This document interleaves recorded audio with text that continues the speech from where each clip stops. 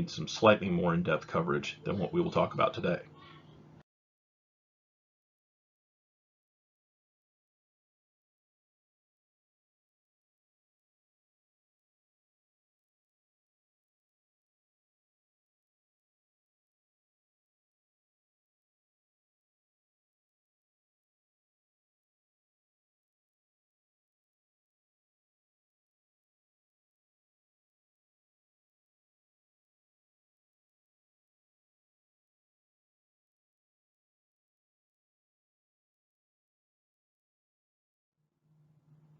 So our learning objective for today is to describe cryptology and cryptography, cryptology being the study, cryptography being the performance of hidden writing.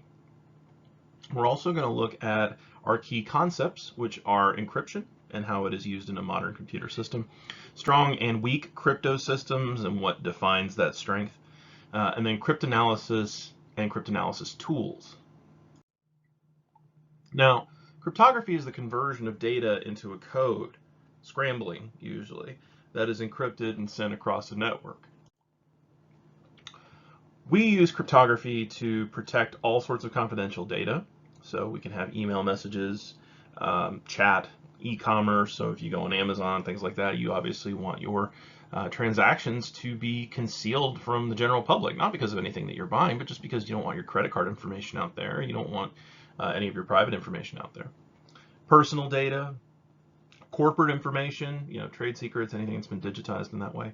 And then, of course, applications. Now, there are some common terms we're going to hear, like code. Code is just a mechanism that relies on the usage of complete words or phrases, usually with substitution. A cipher is a little bit different. Ciphers are going to be able to perform encryption on single letter or single character entries. Ciphers are often called shift ciphers, and they work by substituting each character in a message with another character that's a certain number of positions to the left or right. Now, in certain cases, you may have a transposition cipher and things like that that'll work with not just necessarily a shift, but by swapping letters or things like that. Modern ciphers we would see would be defined by either their key type or by their input type. If we're talking about it based on the key type, then that's usually going to be a public or private key that is used to encrypt the message. So if we have private key only, so that the same key is used to encrypt and decrypt a particular item, symmetric cryptography, then that means that the key is only available internally and it cannot be used for publishing anything externally that can be transmitted by another user. Public key, PKI, we'll talk about later on, public key infrastructure, that deals with two keys being used. This is asymmetric cryptography. Input types tend to be blockstream or sponge ciphers. Block basically says you're going to hand a block of data to me that is a particular size. Let's say 64K. I'm going to process that in some way, and then I am going to pass it back to you as what's called ciphertext, which means it has been processed. A stream cipher handles continuous data inputs. So it's very much like an assembly line style, one bit in, one bit out. Could be, one byte in, one byte out. It just depends on what the performance is going to be at that time. And then sponge ciphers are going to handle data of any desired input-output length. Now, this is not the same thing as a stream cipher. What this means is, as opposed to a block saying, if you hand me a message that's 300K long and I use a 64K block, I'm going to have to cut this thing up into pieces that are 64K in size. Sponge will say 300, cool, I'll take in 300, process 300, output 300. So it allows you a lot more flexibility. Certain types of block ciphers have a vulnerability in that we know how big the data is going in and usually how big it is coming out. With a sponge cipher, that plays a little bit differently. So different ciphers have different intrinsic vulnerabilities, which we will learn. A classical cipher is non-computer based. It can be used in computer science, it can be used in cryptography, but in general, this is more so kind of the word puzzles that we talk about, like Minieri ciphers or ROT13s or Caesar ciphers. This is where we perform the kind of shifting and substitution and transposition that we talked about before. We may have a code phrase, we may have a code word.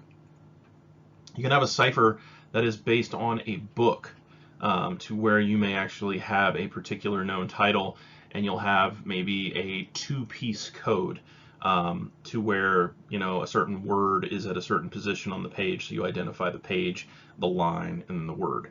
Something similar to that. I've seen ciphers that are built that way. They're very laborious, but they are an interesting intellectual exercise, especially if you have abridged or unabridged versions of a particular book, particular printings, stuff with particular author annotations. So as you can see, cryptography relies on only people who know the content of the message, based on the intent of the encryptor. Okay, so if somebody's going to create a encrypted message, they have a particular goal in mind, then they are going to present that based on a particular key that they will use to decrypt this.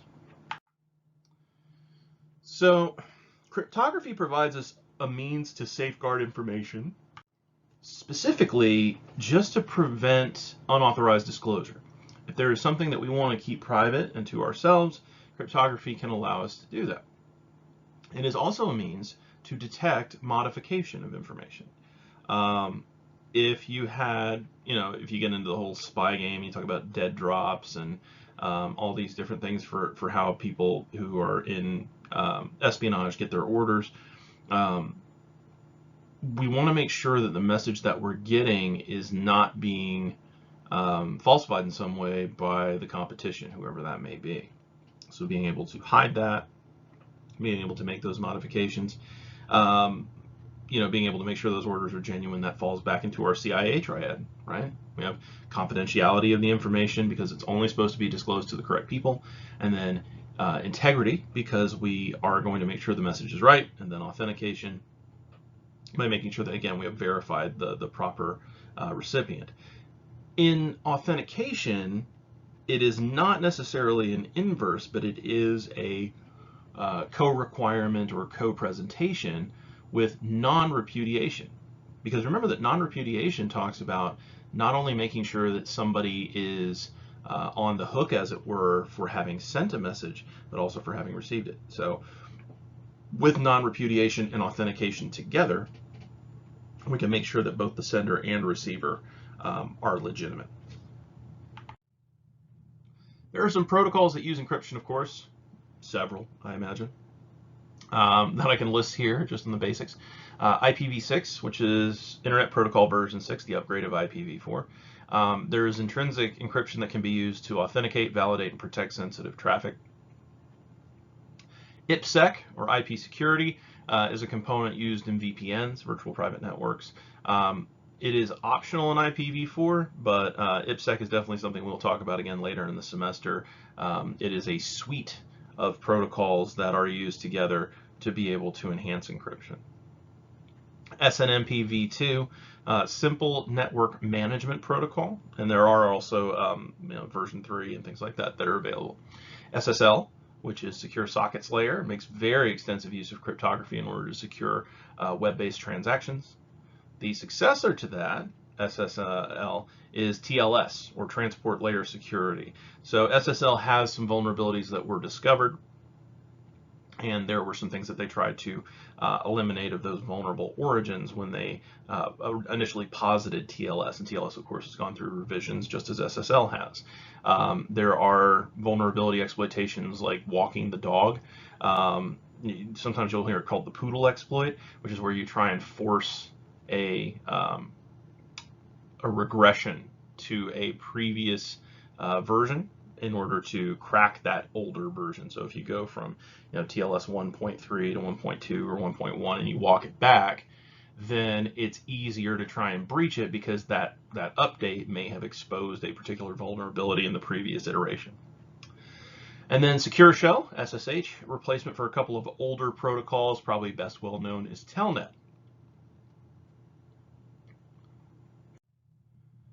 So, of course, when we talk about the triad, confidentiality, integrity, and availability, We sometimes get confused with authentication as well, so it's important that we make sure we keep that out separate and we identify how that is not necessarily the same thing. It identifies a party as a user, computer, or service. Now, it's not saying that they are that particular computer, user, or service, but it is how they're identified. So, authentication can be circumvented in certain ways. It does play a vital role in system stability. It validates that a message comes from a known and trusted source. Again, depending on the depth to which this authentication is performed, is of course the level to which we can have that degree of certitude. Unauthenticated messages are not accepted as genuine and are rejected. Now, this does not mean that they are not logged. So there are certain types of exploitation that will involve getting a logged error message based on unsanitized data input. So there are some very interesting ways to try and circumvent around that. The integrity of a message is, are we able to verify its content? Can we say that it has not been altered? Can we say that it is in its original form? Remember when we talked about the OSI model, how there was the formatting layer, and the same data can be repackaged in a couple of different ways in order to present it to different applications. So if you were to open a JPEG in a text editor, you would see some information visible, but the way that you see it there versus the way you would see it in a standard photo viewer or similar is obviously going to be different. And when we talk about things like EXIF data and steganography, that will become much more germane to the process. But in general, being able to verify information is not just, did they change the file name, did they change the contents, did they change the container? That also factors in. So integrity allows us to detect changes to data, but does not preserve confidentiality. And again, this is why the triad and then the extended triad that we talk about here is so important, because there are different kind of prongs on that particular trident that allow us to make a spirited thrust into the belly of data espionage and similar. Non-repudiation, of course, we can't allow someone to deny that they sent or received a particular message if we know they did. How do we know that they did? Again, kind of falls into the same problem of authentication. We know that somebody is something based on particular metrics. Now, what those metrics are and how easy those metrics are to forge, that of course is going to be a strong measure of debate. Non-repudiation is commonly used for messaging and email systems. It's used for websites. That's where we see digital certificates there in the top left, message authentication codes, digital signatures, and IPsec. Now, symmetric and asymmetric cryptography I mentioned just a moment ago. Symmetry is the property of having something the same across a particular axis. So humans have what's called bilateral symmetry. That means that your arms and legs are in roughly the same position on either side of your center line, which is usually going to be your spine, eyes, nose, mouth. But it's not entirely true, of course, because symmetry is close but no cigar because of the way that human beings form. If you ever see those filters on social media, any kind of photo app that shows you a face mirror, and it essentially mirrors the left side of your face to itself and the right side of your face to itself and shows them side by side, they almost look like two different people, even though it's you, right? So again, we have to be careful with those terms in certain cases. So symmetric cryptography in this case talks about secret key, shared key, or private key. There's a couple of different variants there. And we use a single shared key for encrypting and decrypting data. Now, anything beyond that, where we use more than one key, is going to be asymmetric because we're not using the same key on both sides. So they may be paired, kind of like the photo filter I told you about a moment ago. The left and right sides of your face are part of the same face. They're part of you. But left side and right side have some distinct differences that can allow them to appear independent of one another in the correct context. So here we can see in the graphics on the right, we have plain text that we start with, cipher text that we have in the middle, and then plain text on the other side. So in order to go from plain to cipher, we in symmetric form will use the same key twice, and then with asymmetric we will use public for the first and private for the second.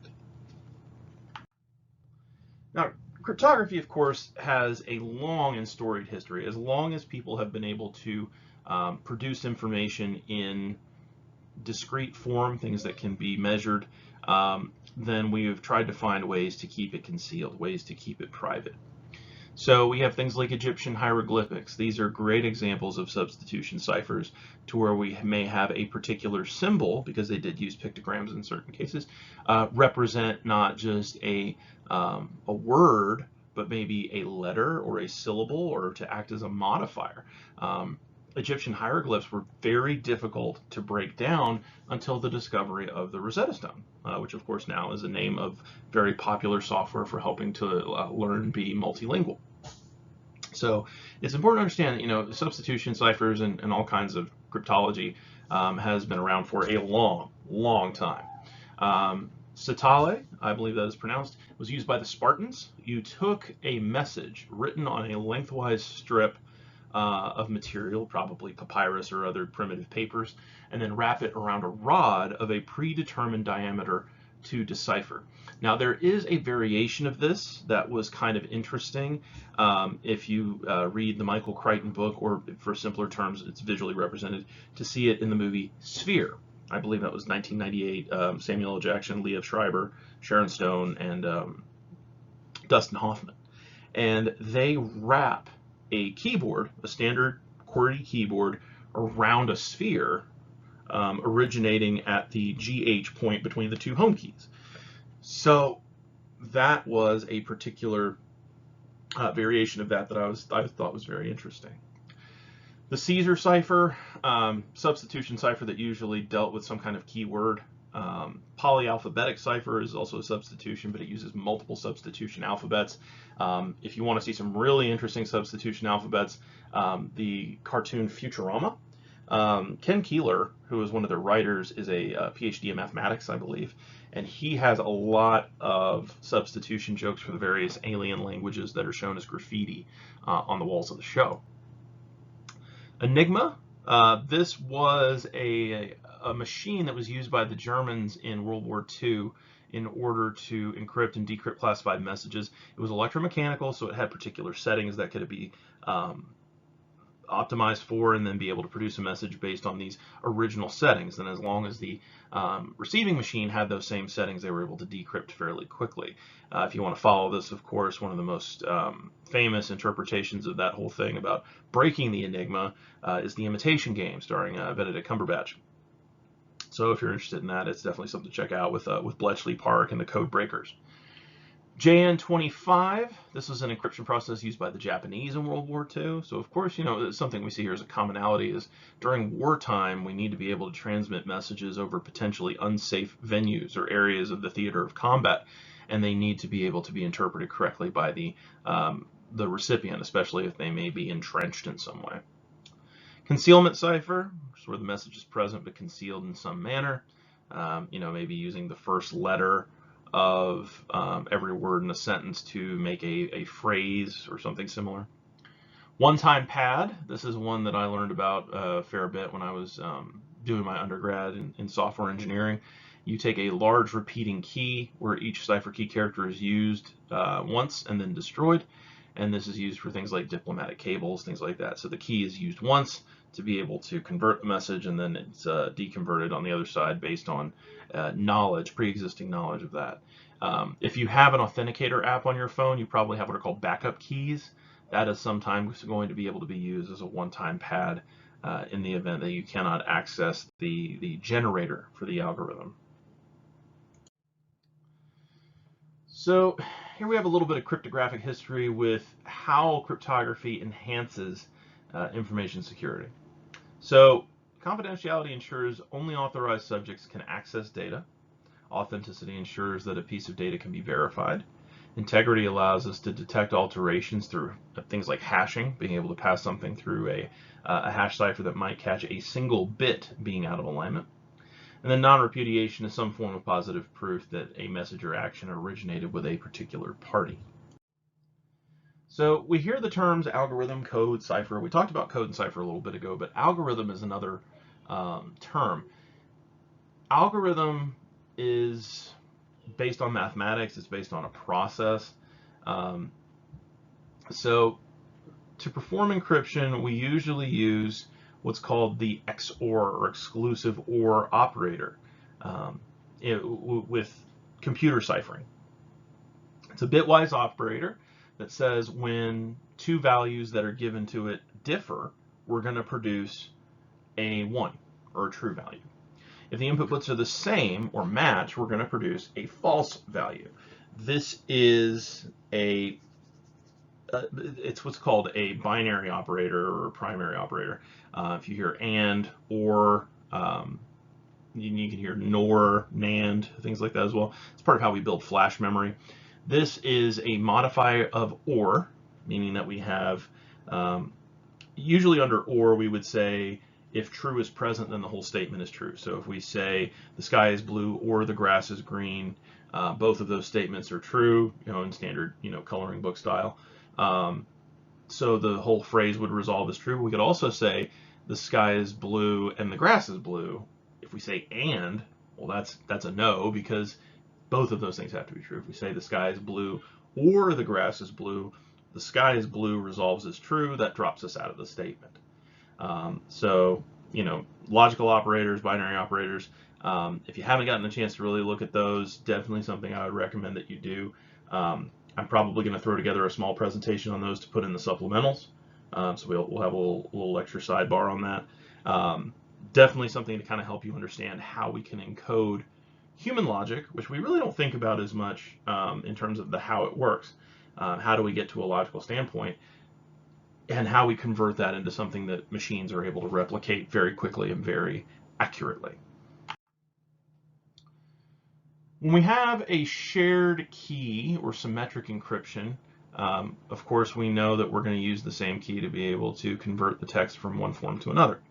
So some examples of this would be things like AES, Advanced Encryption Standard, DES and 3DES, which is Data Encryption Standard, Rivest ciphers iterations 4, 5, and 6, Blowfish, Twofish, Threefish, Serpent, T, IDEA, which is the International Data Encryption Algorithm, Skipjack, CAST 128, also known as CAST 5. The keys are what we use to determine the encryption settings, as well as being able to convert from one form to another, as I said. The quality of the algorithm is going to determine the effectiveness of the encryption. So if we want a particular algorithm to be good, we have to figure out what is going to be the yield. Is it sufficiently complex to be able to give us the text that we require? Is it going to be able to handle things at a particular speed? Is it going to be able to withstand a certain level of brute force comparisons? Does it have what are called collisions? So if we talk about hashing, we inevitably talk about collisions, and that is where we have two things that are different that provide the same hash. So this means that cryptographically speaking, they could be used interchangeably in terms of being able to produce a particular result in certain cases. And that is something we do not want. We don't want there to be collisions to where there's two keys to the same lock. So each pair of users in a symmetric encryption system are going to share a unique key. The number of key pairs that you have is going to increase rapidly, and that computationally gets very messy. For n number of users, the number of key pairs is represented by the sum of all numbers from 1 to n minus 1. So if we have 10 users, it's going to be the sum of all the numbers from 1 to 10 minus 1, which is 1 through 9, and we add those together, 1 plus 2 plus 3 plus 4 plus 5 plus 6 plus 7 plus 8 plus 9. You can also just cut that list in half and add them together. So 1 plus 9 is 10, 2 plus 8 is 10, so on. Key management, which you, again, can imagine might get a little bit messy if we're dealing with the idea of trying to store all these different pairs. Keys should be stored and transmitted by secure means to avoid interception. Keys should be generated by a pseudo-random process. You'll see this term come up a lot, the concept of pseudo-randomness. True randomness obviously has so many different factors that can involve. But when we're talking about randomness for an algorithm, it has to be originated from some easily adoptable set of instructions. And I say easily in terms of computational complexity.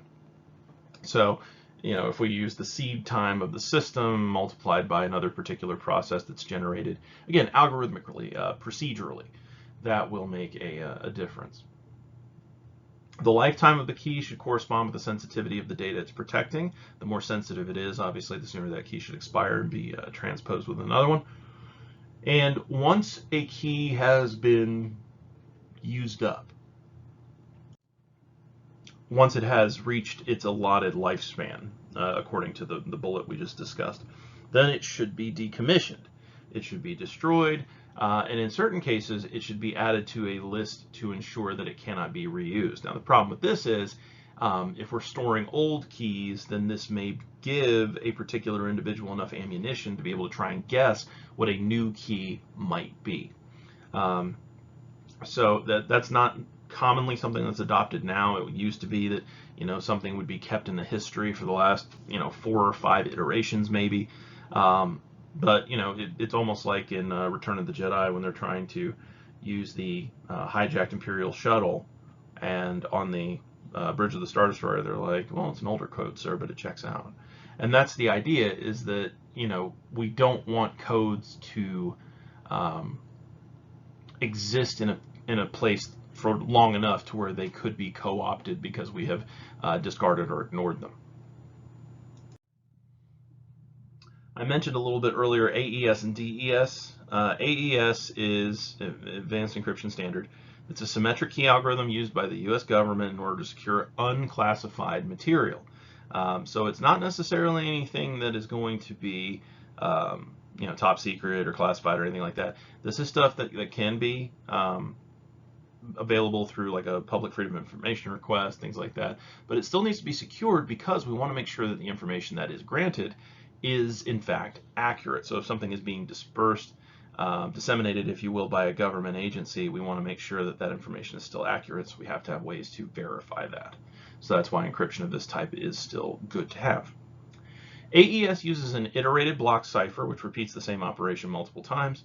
It has a block size of 128 bits and uses 3 different key sizes. So again, the block is the amount of information that it takes into process at one time, and then the size of the cryptographic key is the length in bits of what is applied in order to work with that block. So you may have a block and key that match in size, AES 128. You may have one that is larger by a factor of 50%, 1.5, so that's 64 bits over the 128 with 192, or you may have something that's double the block size, which is 256. DES was the predecessor for AES. It's designed to decipher and cipher blocks that are 64 bits in size with a 56-bit key. Usually the extra 8 bits is used for some kind of parity check or similar. DES is the Ur block cipher. That is the primogenitor of all of the other block ciphers that we commonly use today. It takes a fixed length plain text string and converts it into ciphertext of the same length. So it's going to perform that transform without changing the length of the original item. Again, as I said a little bit earlier, it's not necessarily the greatest thing, because if we know how big the message was going in and how big it is coming out, it starts to limit the number of possibilities and permutations that could exist to transition between. And mathematically speaking, it's a little bit different than humanly speaking. This is considered an inherent weakness because today's tech, computationally speaking, is strong enough to start being able to break through DES on its own. So instead, we use what's called stacking, where we triple cipher, in this case, DES into 3 DES. So what it does is we take the string, the original data string, and we transform it using DES. Then we take iteration 1, we pass it back in, and DES it again. So this is DES2 at that point, where we have ciphered the cipher. And then DES3 is ciphering the cipher of the cipher. So we have a 64-bit data block that has now been key ciphered 3 times. All that does increases the duration that you would need to be able to perform that break. It can still be done, absolutely, but it just takes longer. And length and deterrence is all that we need.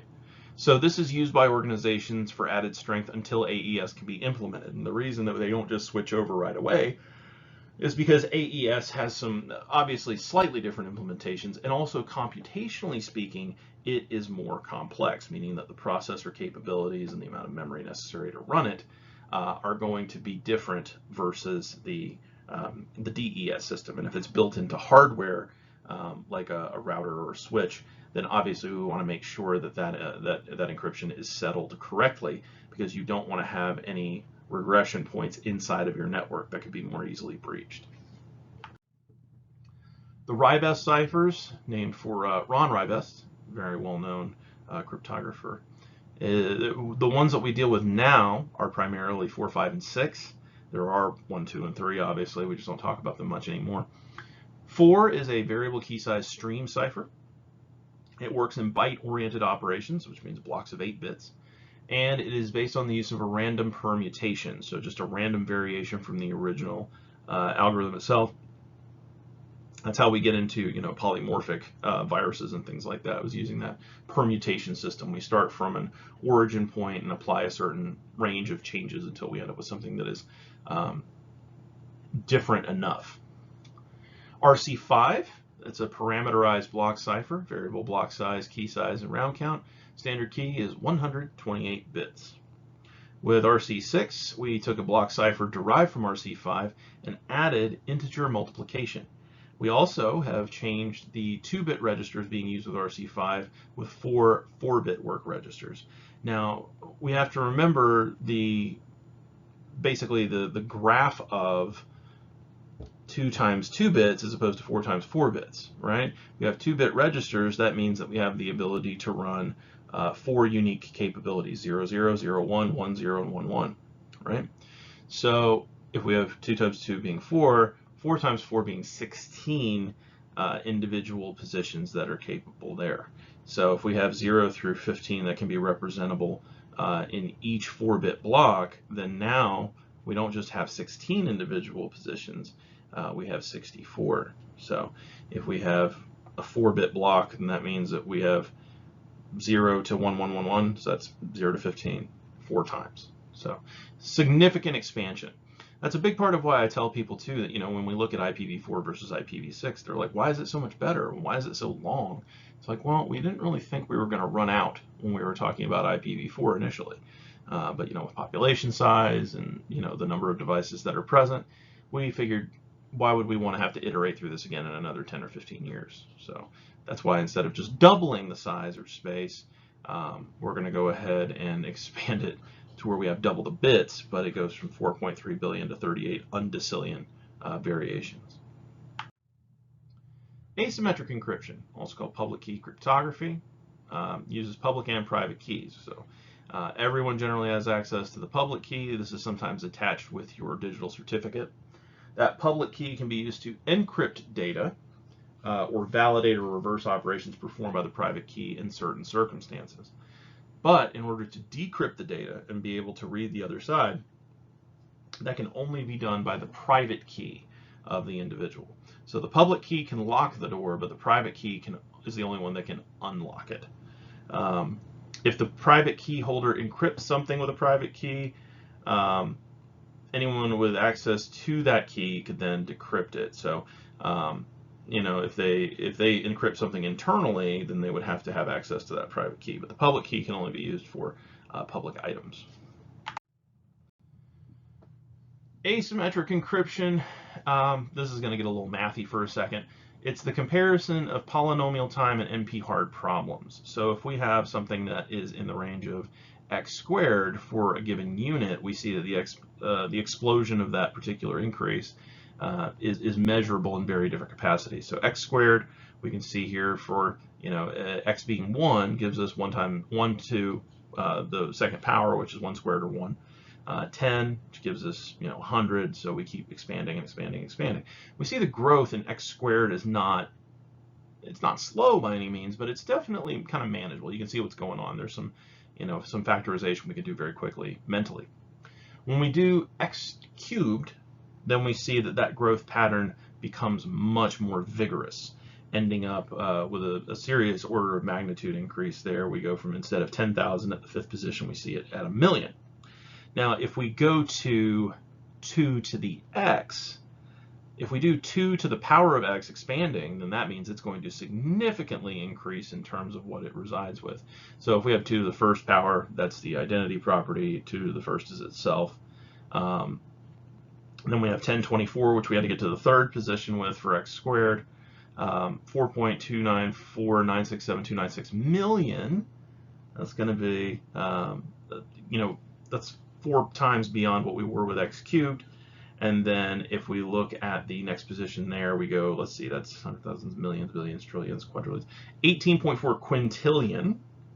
And then we just factor further from there. So you see that the growth period is significant. So let's go ahead and define the term polynomial time. Okay. Now this is not necessarily something I'm expecting to see on the exam, but this is something that if you start getting into cryptography, you will see to a pretty significant degree. Polynomial time means that an algorithm exists for a solution such that the number of steps in the algorithm is bounded by a polynomial function of n.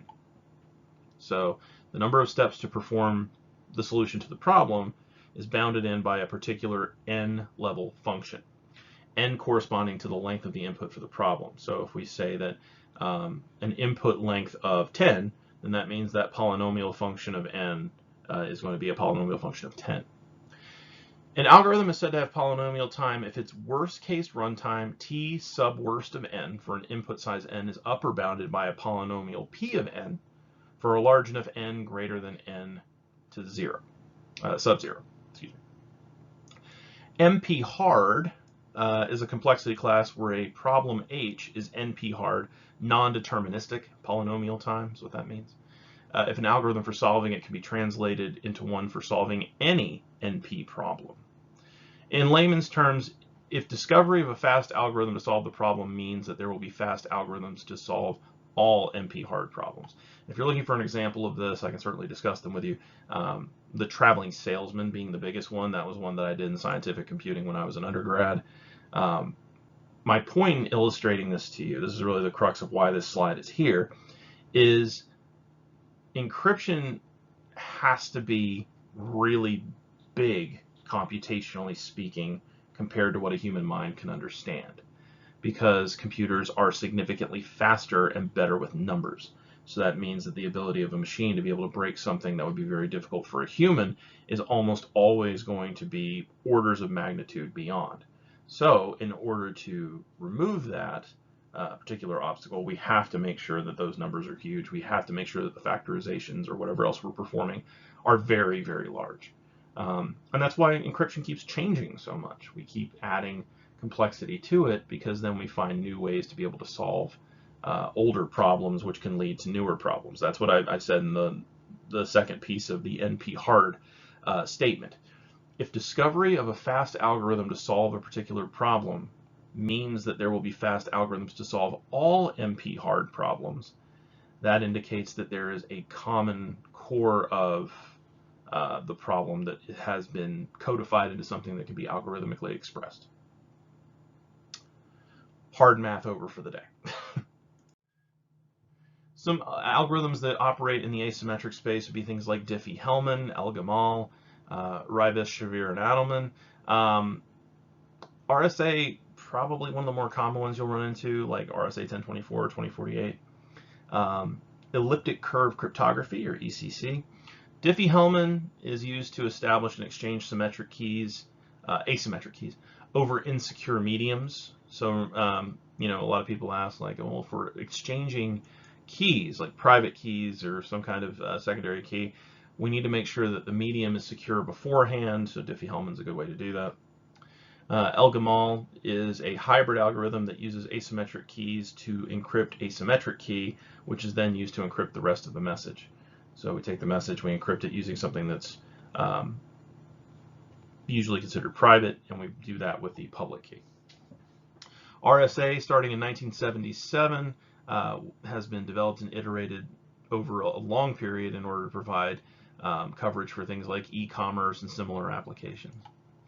Elliptic curve cryptography is computationally intensive, and it is based on solving the elliptic curve discrete logarithm problem. Again, something I will not hold you accountable for knowing for this course. In order to break down how Diffie-Hellman works, it usually helps to have two demonstrable users in the group. So in order to allow two parties to establish a shared key over insecure channels, we're not going to have any authentication for the key exchange. So that can be kind of messy. The algorithm is reliant on two primary parameters, P and G. Now, P and G are two values, two integer values that are less than P, G less than P. For 1 greater than or equal to n is less than or equal to P minus 1. Okay, so P has to be greater than 1. There's also a K of G, G existing in the subset K, so that n equals G to the power of K modulus P. Modulus is the remainder of a particular thing, so if you say, 5 modulus 2, it would be 1, because 5 divided by 2 is 2 with a remainder of 1. So our example is Alice uses private value A, Bob uses private value B. Both of these are random integers. P and G derive from A and B, to where G to the power of A mod P is Alice's public value, and then Bob does the same thing, but he uses B instead of A. Once we get P and G converted, we will then be able to exchange those values. A, B, P, and G create the shared key K. G to the AB is equal to G to the B to the A mod P.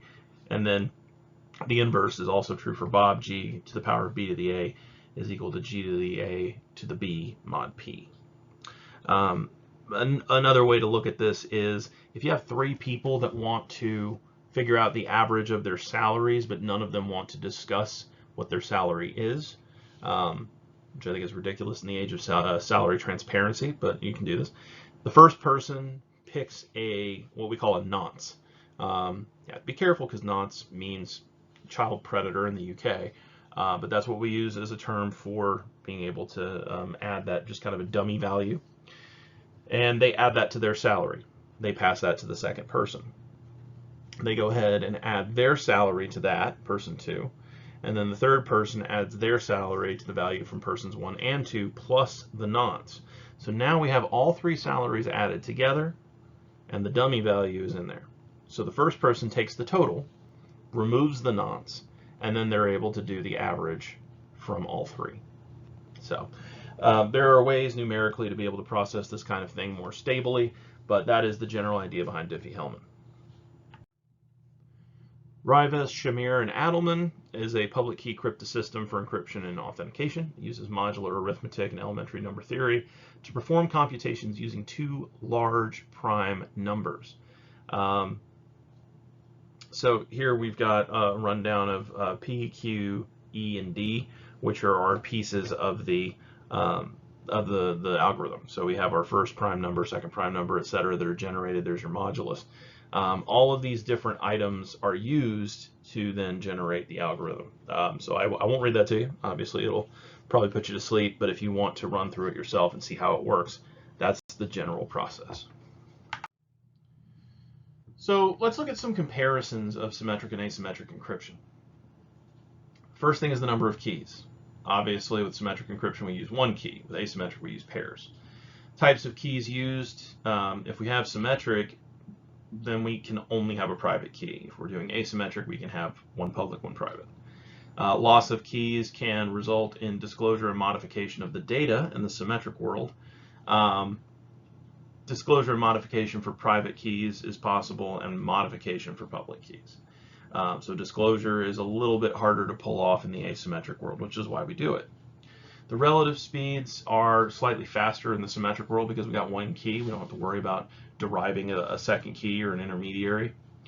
Performance is going to be a little bit more efficient with symmetrics, but it's not going to be quite as strong. And the key length for symmetric is going to be fixed. Asymmetric, it can be fixed or variable depending on which algorithm you use. In application, symmetric is best for encrypting files and communication channels, being able to pass messages. Asymmetric is better for encryption, distributing keys, and authentication. If you just need to be able to convey information, symmetric is fine, but if you need to be able to authenticate where that information is coming from, then asymmetric is much more your bag. Some comparisons of cryptographic algorithms. I'm not going to run through all of these. Obviously, that would take a huge amount of time. But you can see that the key and block size is going to be quite variable depending on where you go to, and you can see some of the different attacks that are possible. brute force, side channel, power analysis, man in the middle. The one for the MD5 and 6 for hash breaking is the birthday paradox. And that is something that I like to discuss with students because I like to kind of frame the idea that it usually takes far less than you think to be able to achieve a particular task if you go about it the right way, algorithmically speaking. So if I were to ask you how many people you would have to have in one room in order for the probability for two people to have the same birthday be greater than 50%, how many would you assume? Well, if we go logically, based on the narrative nature of human thought, a lot of people would be like, okay, well, what's 365 over 2? So that's 182.5 or 183, right? Because if you double that, you get 362 plus 2.5. So you get to 365. Not necessarily the case. What we have to look at is the factorization. The first person is going to have a birthday that is 1 in 365, so that means there's 365 out of 365 opportunities for them to have that birthday. It's basically just a flat 1. If we move to the next person, there's one birthday already occupied, so we pull 1 off, so that becomes 364 over 365, and so on, and so on, and so on, and so forth. Now, as we go through these individuals, we're going to take those values and multiply them out. So 1 times 0.0997 times 0.0994 times 0.0991. And eventually, when we get to the 23rd person, or 342 out of 365, we get to times 0.936, which gets us to 0.49% overall. This is a 49% probability that 23 people will not share a birthday, meaning that there is a 51% chance that 2 of the 23 will share a birthday. So instead of trying to shoot for that exact target of, the double bullseye or whatever it is, you're trying to get an exclusionary principle involved. So in certain cases, some of these algorithms don't work by necessarily saying we are going to hit this precise target. It's we will exclude all of these outliers to be able to concentrate the likelihood of a particular occurrence. Now, this is a lot of information in an image, so I'm going to try and follow it for you. We've got signing on the left, verification on the right. To be able to sign something digitally, we're going to use, in this case, the private key of the signer. So you can see that there's data, it gets hashed, that hash gets encrypted, and then you have the certificate, digital certificates, which we'll get into in a moment, attached. So now we have a certified form of the hash with a signature together, and that's digitally signed data. Now, if we try and reverse that through verification, we're going to take the digitally signed data, and we're going to go ahead and pull the certificate, the signature, decrypt the signature, and get the hash of the data with the key. Now, this does not give you the private key, it just verifies that the correct private key was used. So if the data hashes correctly and the signer's public key is going to produce the same hash, then that means that these two are equal and have not been altered. So in order to perform this, we'll go through it one more time. The message is sent through a hashing algorithm to verify its integrity.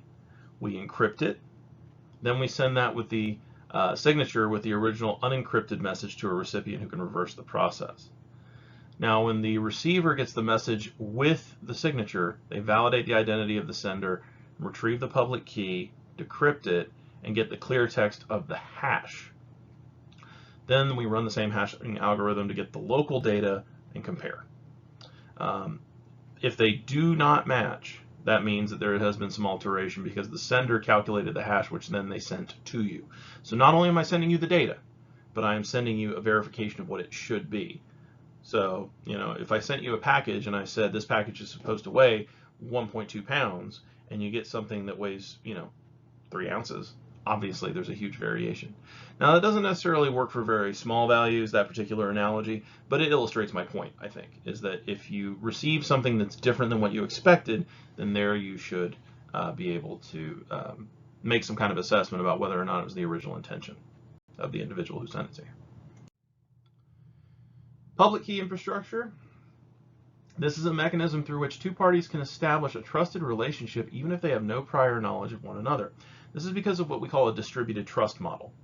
If I trust an organization that has, known validation or things like that, so if I go through like Komodo or VeriSign or Norton, there's a ton of different companies that will provide that service for us, we can then mutually trust this individual who can, through various means, be able to trust us. So that means I trust them, they trust you, therefore we trust each other, at least for the purposes of this particular quote-unquote conversation.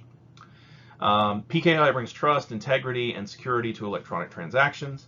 The framework of PKI can be used to manage, create, store, and distribute keys and digital certificates. So some of the components that we will see. A certificate management system, digital certificates, validation authority, certificate authority, registration authority, so VA, CA, and RA. End users, and then what's called a CRL, or certificate revocation list. And that CRL is absolutely crucial because if a key is no longer valid, we need to know. So here we have kind of the rundown of how this goes. If we go to step 1 in the graphic on the right, we can see that the user is applying for a certificate with an RA. RA is going to go ahead and verify the applicant.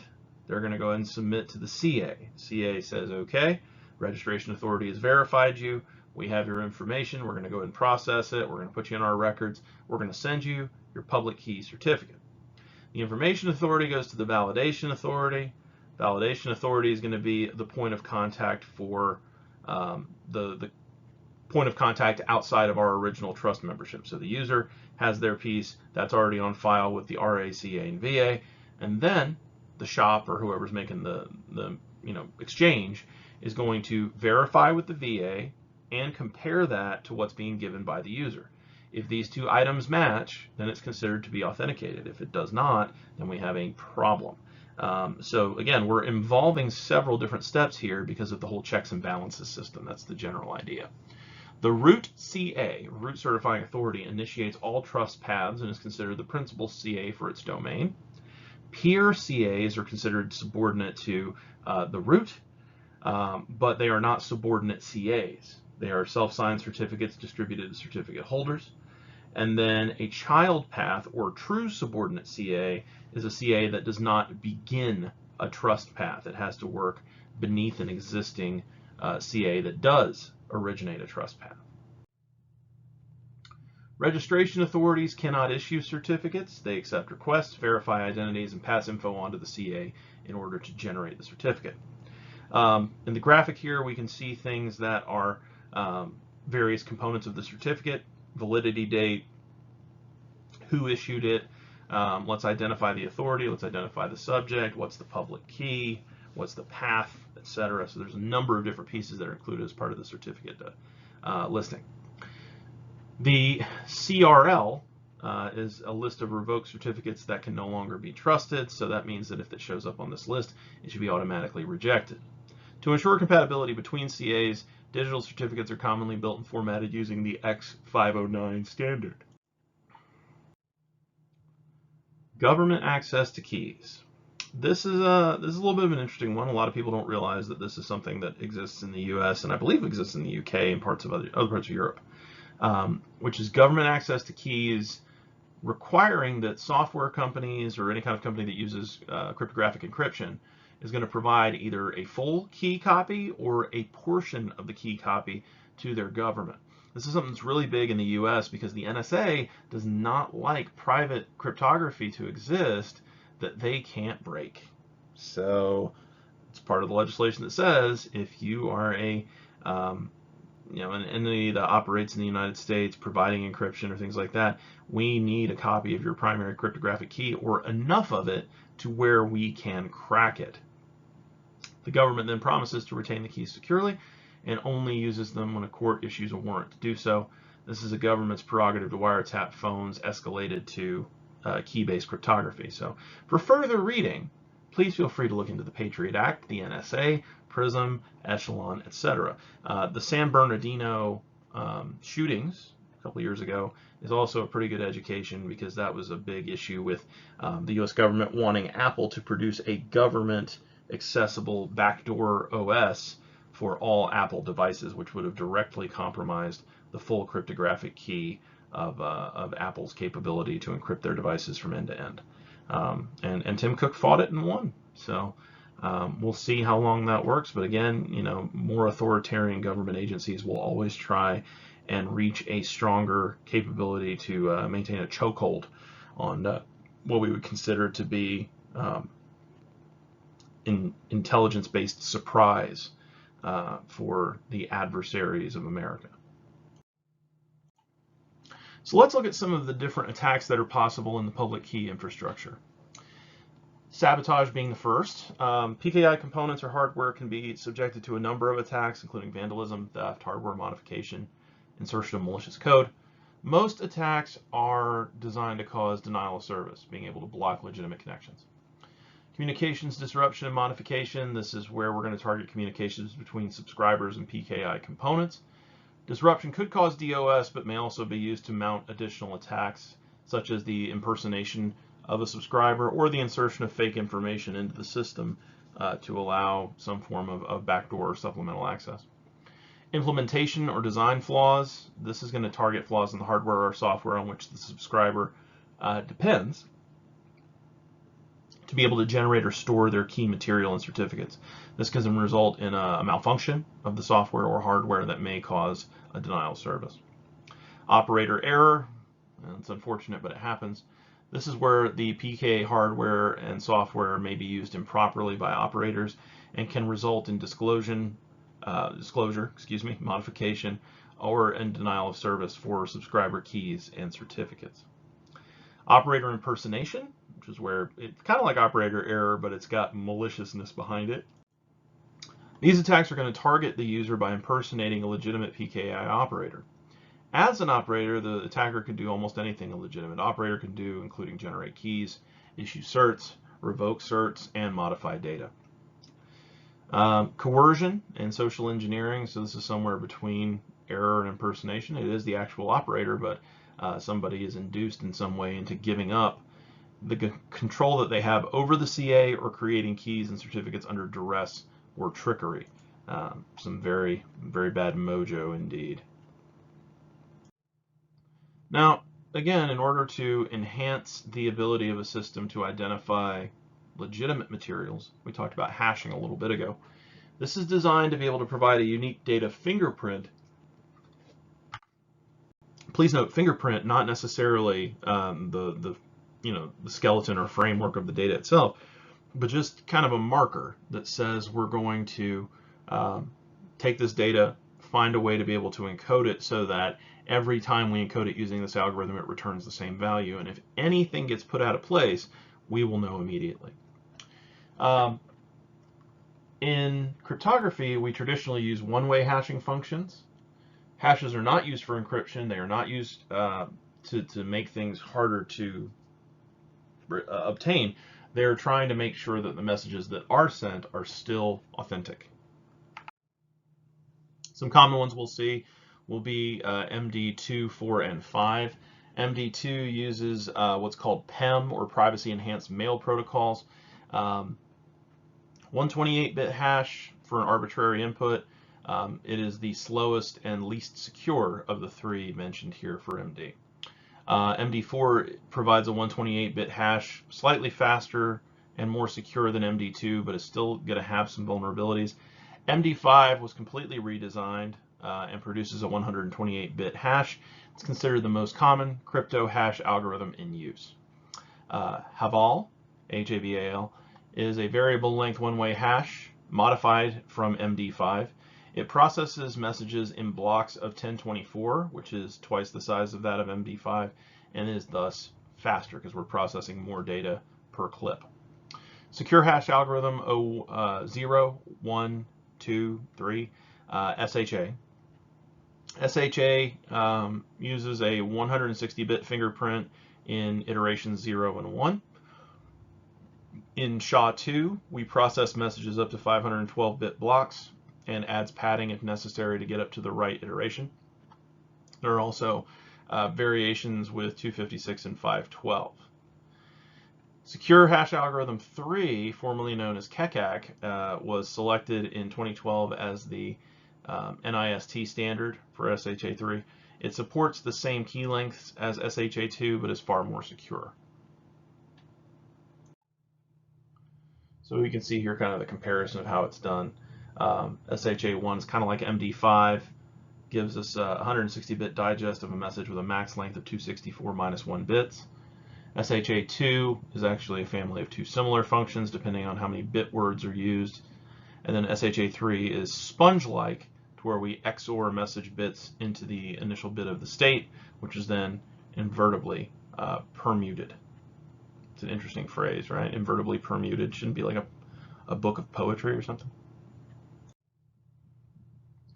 So let's look at some comparisons of the hashing process. So we've got some people here that are common in computer science. Alan Turing, the father of modern cryptography, and Grace Hopper, dealing with signal processing, and Ada Lovelace, the first true computer programmer. Dennis Ritchie, the overlord of C. I believe they actually missed the T in his name. I believe it's Ritchie. But you can see here that their hash function takes the ASCII function of the first three letters of their name, and then starts making modifications based on numerical values, which that may be the translation that they're giving there. I didn't break down what this algorithm is, but you can see ADA, DEN, and you see that the capitalization is different because in ASCII, as in most numerical to alphabet codes, you can see that capital and lowercase are different things.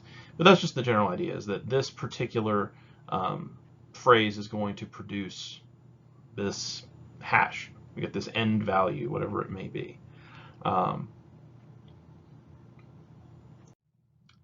Some other common cryptographic systems we may see would be things like secure shell, gives us secure remote access, secure socket layer, TLS.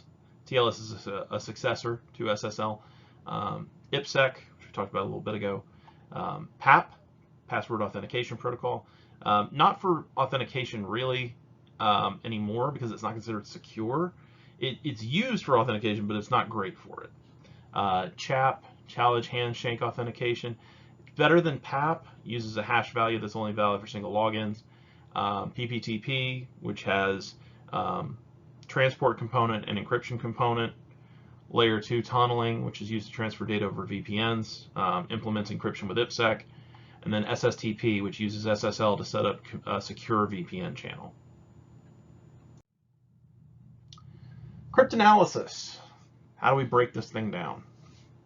Well, with ciphertext only, we have an attack where we have a sample of ciphertext but lack the corresponding plaintext or key.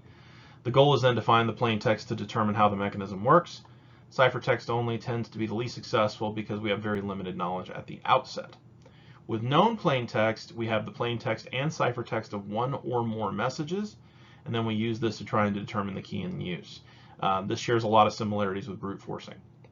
Chosen plaintext, which is where we generate the corresponding ciphertext to a deliberately chosen plaintext.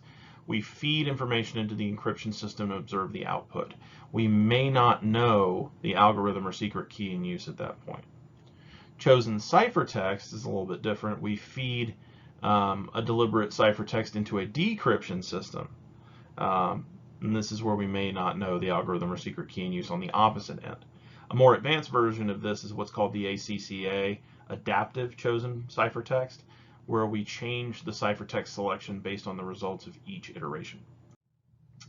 Now, in cryptanalysis, we have three different methodologies we can use: linear, differential, and integral.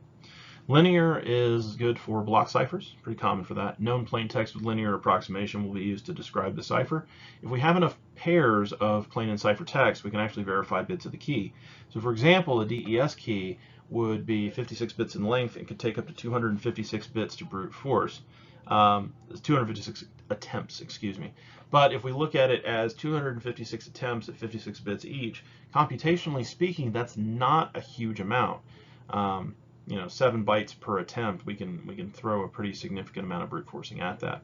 But if we use 3 DES instead, then we have a cipher of a cipher of a cipher, and that tends to be a little bit longer in terms of breaking it down.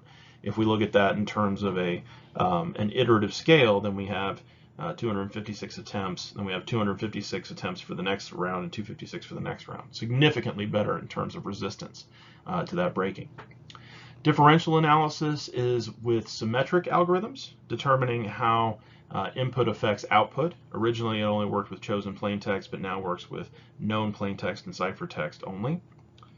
And then third, we have integral analysis, which is good for subpermutation-based block ciphers. It extends some of the rules that we saw in differential. The example I'll give you here is for block size B, we hold B through K bits constant and run the remaining K bits through all 2K possibilities. So block size B, let's just use a really tiny number of 10 and K being 2. So for block size 10, we hold 10 minus 2 or 8 bits constant, and then we run the remaining 2 bits through all the 2 times K possibilities or 4. So that obviously can start breaking down those pieces. If we have a K of 1, integral and differential analysis become the same, but very rarely will you see anything that small. Again, I was just giving you kind of an example there so you can see how the algorithm would work.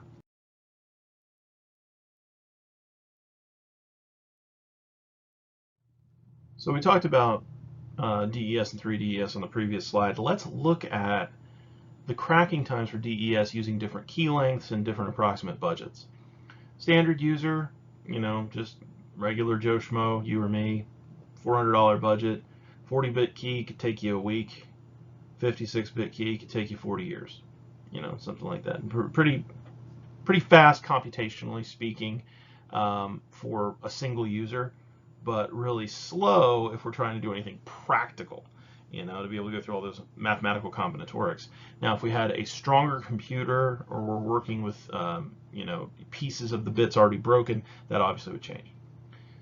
We get to small businesses. Now we see a significant increase in budget. We go from 1 week on 40 bits to 12 minutes, and from 40 years to 556 days, so about a year and a half. A $300,000 corporation, we go from 12 minutes to 24 seconds, 19 days out of 556 days. A multinational, $10 million budget, about 5 1,000ths of a second for a 40-bit key, 6 minutes for a 56-bit. $300 million government agency, 2 10,000ths of a second, and 12 seconds for a 56-bit key. So, for individual users to, government agencies, we see an increase of about $1 million, a factor of $1 million, excuse me, to go up. But we see that we can save 40 years into 12 seconds, which is why I maintain that Batman does have a superpower, and it's time travel, the amount of time that he is able to save to get certain things done just by throwing money at it. In cryptanalysis here, we see a couple of different other attacks we might be concerned with, like replays, threats to passwords, social engineering. A replay attack is where we record and retransmit a packet on the network. These are threats to sequence-based authentication systems like man-in-the-middle. Social engineering attacks, which we're aware of, are where we try and coerce or induce people to give up information that can be used to break potential encryption. What kind of encryption is present, what kind of hardware is present, password information, things like that. And then passwords, of course, it's easier to figure out a password from a machine because you can just hash it out. But if you can talk to a person and not have to actually crack the password, that's even better, because that may give you insight into several passwords at once. This may give you information on how to try and build a profile with that individual. Dictionary attacks, these are where we have a dictionary list, which is a list of various words that have been predefined, can be quickly downloaded for use. They can also be passed through what's called salting, which is where we add random characters in order to try and deal with substitutions or special character insertions. If hashing is used to store passwords, it's possible to thwart it using comparative analysis, which is where we hash each dictionary word in the list and then compare it to the encrypted password. Once the match is found, the password is discovered, and if not found, then we repeat until termination or we get a subsequent match. We also have rainbow tables, which is where we have a bunch of pre-hashed values, usually from dictionaries. This can allow you to look up a hashed value based on an algorithm rather than having to hash it in real time. Brute force, these are cracking programs that are very low tech. They try every single possible combination of characters. They can take ridiculous amounts of time, but if multiple computers are used in parallel, or if we can find ways to reduce the word list it will be more successful in a shorter period of time. So if we have a situation where we know that it does not allow passwords that are longer than X. If we know that it does not allow passwords that are shorter than Y, then we can set our bounds for X and Y for that one. If it has to have at least one special character, one uppercase, one lowercase, one number, blah, blah, blah, blah, blah, then we can do that. If we know some of the qualifications for the passwords and we can use that to build our brute force break, then that can, of course, accelerate things as well. One of the biggest things that's changed in modern times is that we now have a much larger series of massively parallel machines, graphics processing units.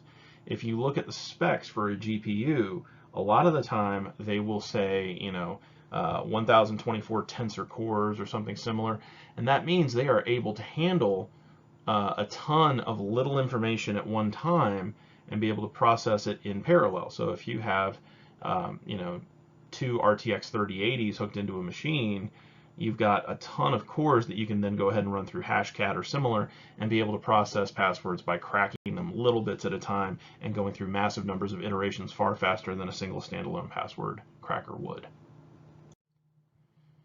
Some future forms of cryptography that we may see would be like IBE, deriving encryption keys from a user's identity, attribute-based encryption, location or position-based encryption, or quantum cryptography, which is where we generate random encryption keys using quantum mechanics, superposition, things like that, and then find ways to exchange them securely.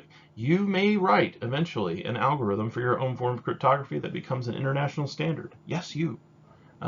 You never know. It just depends on thinking the right way at the right time. Inspiration is out there. And that's it for this chapter. We looked at encryption, its uses in modern systems, strong and weak cryptosystems, as well as cryptanalysis and cryptanalysis tools. I hope this was educational. I easily could have gone on for another 2 sessions of this. I know we ran a little bit long. I do apologize, but I do want to make sure that cryptography is something that is well rooted in your minds as network vulnerability intrusion specialists. If you get into pen testing, ethical hacking, things like that, crypto is going to be around you all day, every day. And getting your head into that space really is the critical aspect of being good at it. And I want you to be good at it. I want you to be great. So as always, thank you so much for your time and attention. I very much appreciate you. If you have any questions or concerns about this video or about the content thereof, please let me know, and I will address that as soon as I can. Throw me something in the comments. Go ahead and give me an email to say, hey, Mr. A, you missed this, this, and this. Or could you clarify, this thing? Because I'm always glad to see feedback, because like cryptography, teaching is always changing. So we want to make sure that we're always giving the best feedback possible and giving you the best bang for your buck. All right. See you next class.